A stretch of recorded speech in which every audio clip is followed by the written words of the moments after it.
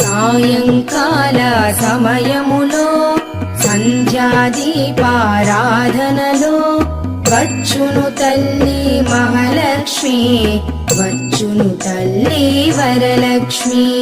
కాళ్లకు గజ్జెలు కట్టింది, మెడలో హారము వేసింది, పిలచిన వెంటనే పలికింది, అడిగినదంతా ఇచ్చింది.